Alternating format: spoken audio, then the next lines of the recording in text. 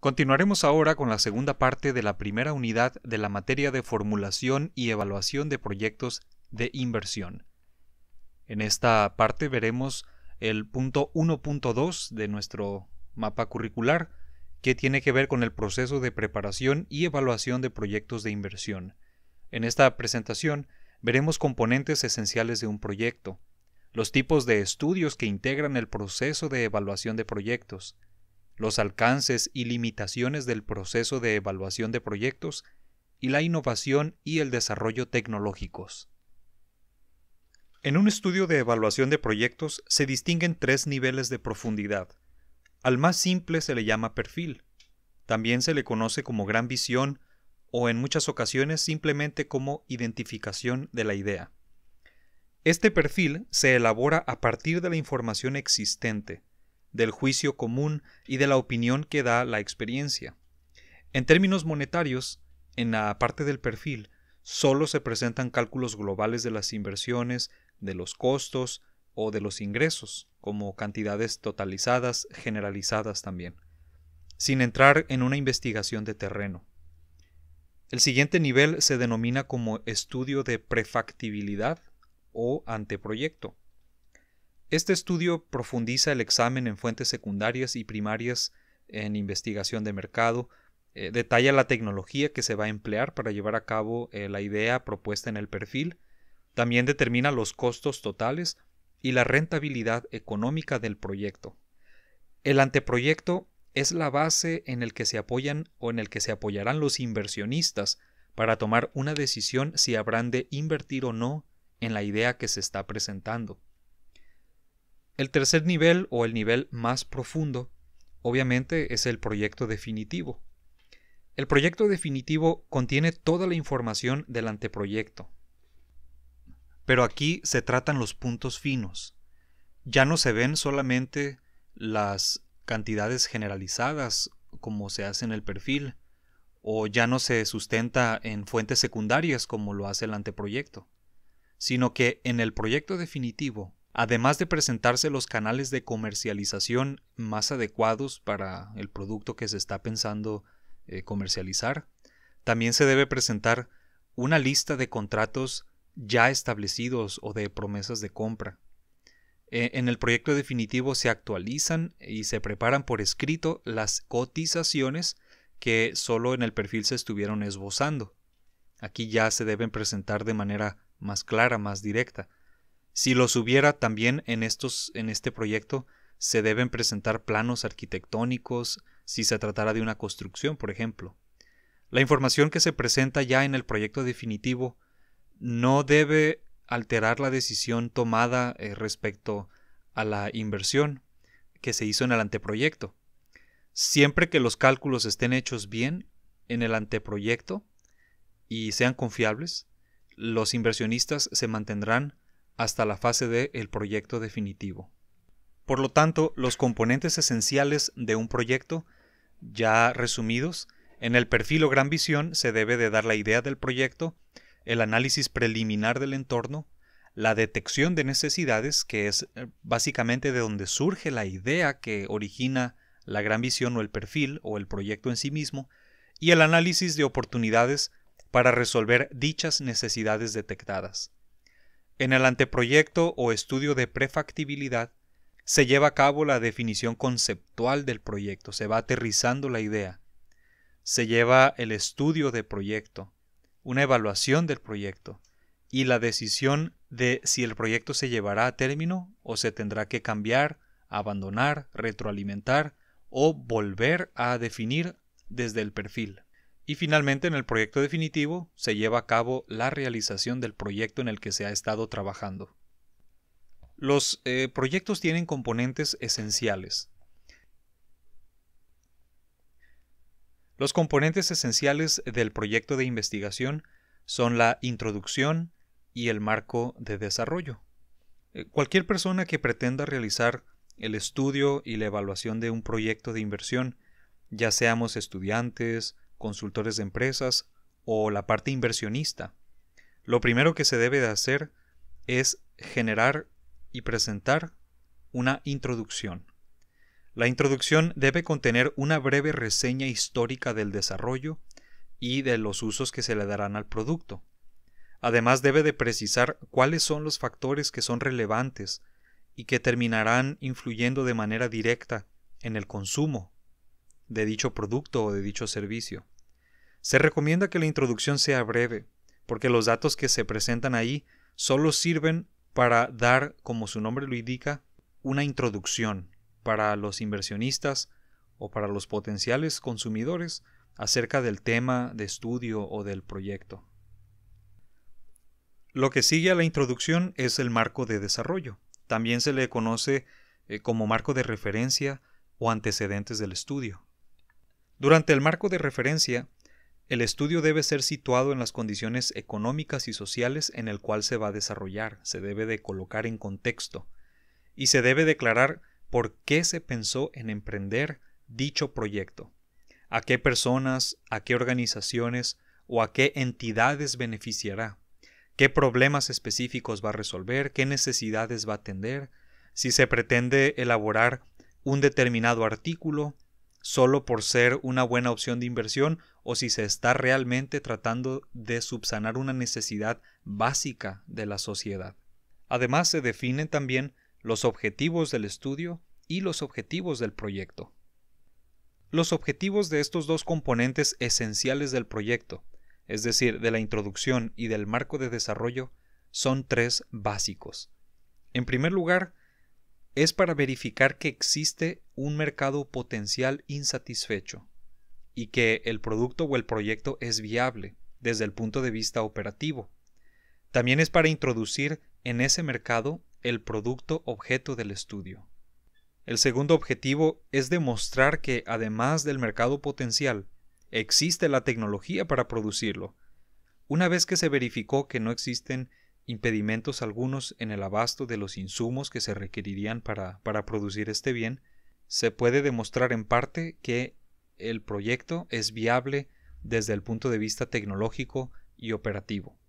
Y el tercer objetivo, finalmente, es demostrar la rentabilidad económica de su realización, que además de solventar una necesidad que está allí presente, que se puede atender, también es rentable para quienes lo emprenden. Los objetivos del proyecto van en función de las intenciones de los que lo están promoviendo, de quienes desean emprender. Y se puede agregar cuáles son también las limitaciones a las que el proyecto se podría enfrentar. Se podría ir tan lejos como, por ejemplo, en dónde sería preferible localizar la planta de producción en caso de que lo requiera, de dónde se podrían obtener los productos primarios, quiénes los van a maquilar o quiénes lo van a desarrollar, el monto máximo de la inversión y algunos otros elementos. Al proceso de evaluación de proyectos lo integran otros estudios específicos también. El primero de ellos es el estudio de mercado. El estudio de mercado es la primera parte de la investigación formal del estudio y consta de la determinación y cuantificación de la demanda y de la oferta, el análisis de precios y también un estudio de la comercialización. El segundo estudio es el estudio técnico.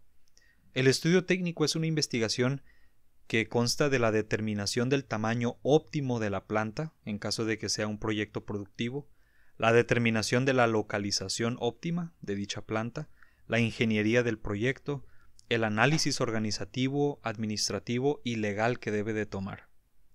El tercer estudio es el estudio económico, que consiste en el ordenamiento y sistematización de la información de carácter monetario, el dinero, y la elaboración de los cuadros analíticos que sirven de base para llevar a cabo una evaluación económica completa. Luego viene un cuarto estudio que es la evaluación económica, que describe los métodos de evaluación que se tomarán en cuenta respecto al valor de dinero a través del tiempo. En la evaluación económica se anotan o se perciben las limitaciones de la aplicación y compara con métodos contables de evaluación con el fin de mostrar la aplicación práctica de ambos. Sabemos que el dinero va variando conforme el tiempo pasa y el estudio de evaluación económica nos ayuda a determinar que la inversión, que por definición, como hemos dicho, es la postergación del uso de un recurso para días futuros con la promesa de obtener un rendimiento a cambio de este sacrificio, nos ayuda a ver si la evaluación es rentable o no es rentable, si realmente tendrá sentido que este dinero se espere para ser aplicado y habrá una retribución en consecuencia de esto. Finalmente se hace un análisis y administración del riesgo. Este es un enfoque analítico administrativo, que además de cuantificar el riesgo, también previene la quiebra de la inversión al anticipar los probables riesgos de falla. Este estudio de análisis y administración del riesgo generalmente se aplica en economías inestables y bueno, dadas las circunstancias que estamos experimentando en este año, podríamos definir que todas las economías por definición son inestables.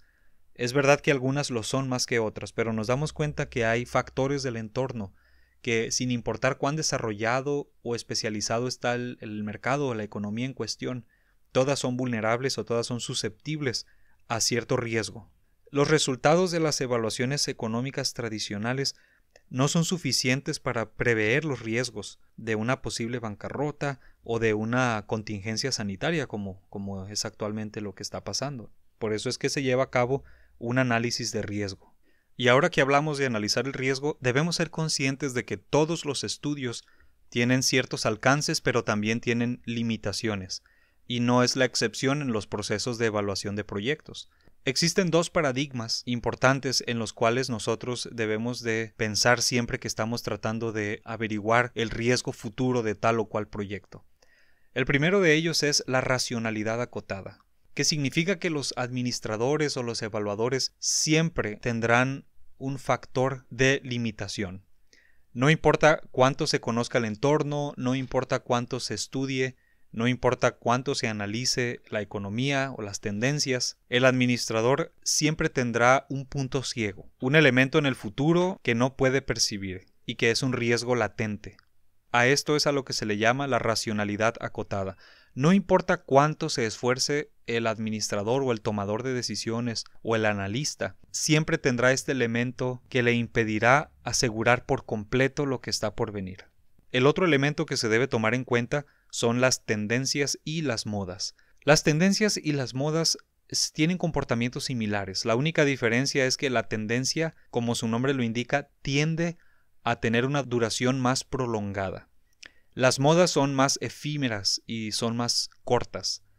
Las tendencias pueden estudiarse de manera que se generen ciertos patrones, ciertos comportamientos durante un tiempo determinado. La moda es más impredecible y tiende a aparecer y a desaparecer de manera espontánea.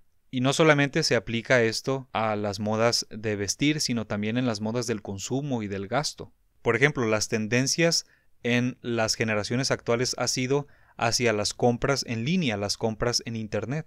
Y esta tendencia puede notarse que seguirá en aumento y difícilmente se le podrá dar reversa. Mientras que una moda, por ejemplo, es utilizar ciertos tonos, ciertos colores o hacer compras de ciertos tipos de productos. Podrá ser que estos productos se dejen de comprar el próximo año o en unos meses o quizá en unas semanas, pero el comercio en línea, las compras en Internet, podrán continuar independientemente de que la moda desaparezca. Las tendencias siempre sobreviven a las modas. Finalmente es necesario estar vigilando la innovación y el desarrollo tecnológico. Las tecnologías disruptivas se conocen o se caracterizan por ser elementos de innovación que aparecen y terminan cambiando las reglas del juego. Por ejemplo, la aparición de Uber en el mercado del transporte vino a cambiar por completo la manera en la que se competía en esta industria, en este mercado. Las empresas de transportes que no lograron evolucionar o que no logren evolucionar tenderán con el tiempo a desaparecer, porque la innovación y el desarrollo de la tecnología en una plataforma o en una aplicación que da la capacidad de llevar el transporte con base en demanda, es decir, en el momento, en el lugar, con el tipo de transporte que yo deseo, Uber me ofrece el servicio de transporte, que es un servicio más personalizado a diferencia del transporte tradicional, en el que el individuo iba al transporte, ahora el transporte va al individuo. Y esta innovación, este desarrollo ha cambiado las reglas y la forma en la que se compite en este mercado, en este sector. Lo mismo se puede decir de las empresas que no tienen cuentas en redes sociales o que no tienen presencia virtual. Para las nuevas generaciones, un negocio que no aparece en Internet simplemente no existe. ¿Cuántos de nosotros hemos tenido ya la costumbre de primero revisar en fuentes de redes sociales o inclusive en Google Maps para saber los horarios de un negocio o para preguntar qué tipos de servicio ofrecen sin tener que viajar o transportarse físicamente a este lugar? ¿Cuántos de nosotros hacemos órdenes de compra en línea o por teléfono para solamente llegar y pagar en el establecimiento? De manera que es inevitable que la innovación y el desarrollo tecnológico terminan cambiando las reglas del juego. Por esto, al momento de evaluar un proyecto de inversión, tenemos también que preguntarnos si la tendencia, si la innovación y si el desarrollo tecnológico van a nuestro favor o en contra nuestra. Debemos tener cuidado de no estar invirtiendo nuestros recursos o los recursos de nuestros clientes en proyectos que tendrán poca duración o que están por completo en obsolescencia. Esto concluye la unidad 1 y nos preparamos para tomar en cuenta los temas de la segunda unidad.